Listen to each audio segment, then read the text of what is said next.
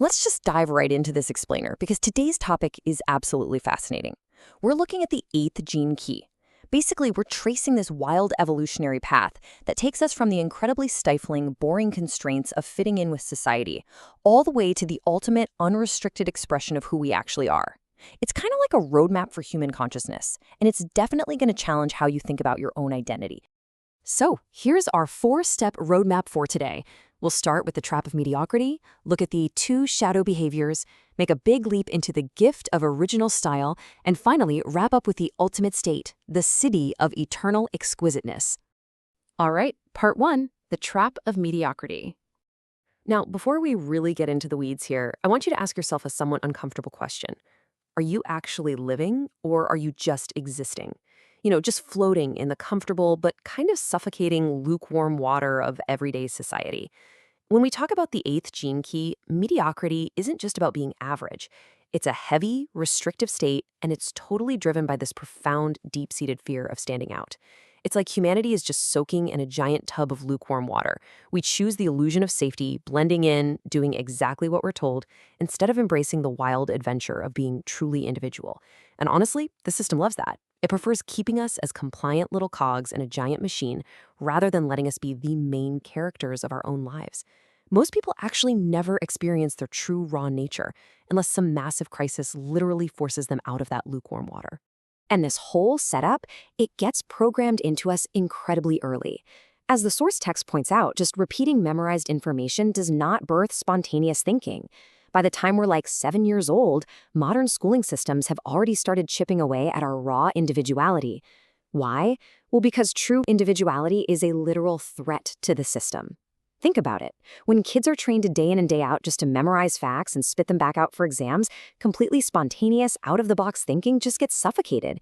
We're essentially trained to accept mediocrity right from childhood, and we just keep passing that down generation after generation. Moving on to section 2, two shadow behaviors. So how does this actually show up in our day-to-day lives? Well, this shadow conditioning usually splits into two very distinct but equally stuck behavioral patterns. On one hand, you've got the repressive nature, which is described as lifeless. This is when someone's vital spark is just gone. Out of pure fear, they compromise on their dreams over and over until their whole existence is just cramped and dictated by duty. They just give up.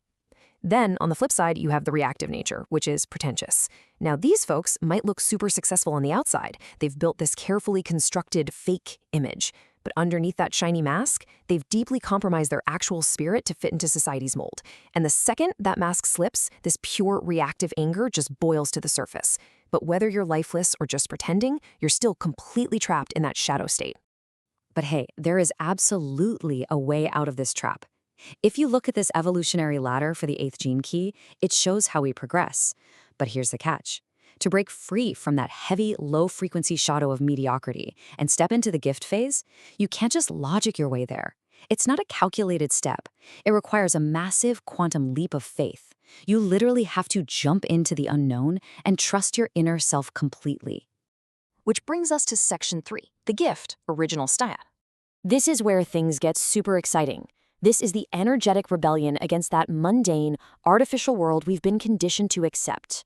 Now, let me be super clear about this. Original style here has absolutely nothing to do with buying the right clothes or trying really hard to look unique. No, it's a deep, completely fearless expression of your natural, unforced self. It's about trusting yourself so deeply that you just bloom naturally, without overthinking it or needing anyone else's approval. True style is basically a rebellion against conventional logic. It's wild, it's organic, and it is totally unpredictable. When you start operating at this frequency, you actually become a danger to those artificial systems we talked about, because your energy just can't be controlled or predicted by them anymore. You are bringing fresh, raw, creative life force back into the world. But as we ride this wave of the gift frequency, expressing our authentic, rebellious selves, we hit a really fascinating threshold. What happens when true individuality finally dissolves into the whole? Seriously, if the gift is all about standing out and being uniquely you, what could possibly lie beyond that? Let's find out in section 4, city or eternal exquisiteness. This right here is the absolute culmination of the journey. It's the ultimate divine state where our individual identity actually transcends our genetics completely, and we merge with universal consciousness. The source text uses this breathtaking metaphor for it, the diamond of the self. In this supreme state, pure self-expression actually falls in love with the divine. At the very core of creation, the individual becomes like this multifaceted, perfectly clear diamond. There's zero need for structured systems or rules or external guidance anymore. Instead, you effortlessly reflect the absolute, untamable beauty and wildness of existence. At this level, the whole illusion that we are separate just vanishes. You are an individual drop, yes, but you are also the entire ocean. To wrap up our explainer today, I want to leave you with this really powerful Zen proverb from the text. You cannot step into the same river twice. Life is just this continuous, bursting stream of wild energy. The systems we build, they're all going to crumble eventually, and the water is always moving, always changing, always evolving. But the river itself, that pure consciousness that connects every single one of us, that remains. So here's what you should take away from all of this. Are you going to stay comfortably numb in that lukewarm tub of mediocrity, or are you ready to take that massive leap of faith, embrace your true original style, and dive headfirst into the breathtaking, ever-flowing river of who you really are? The choice is completely yours. Thanks so much for hanging out and exploring this with me.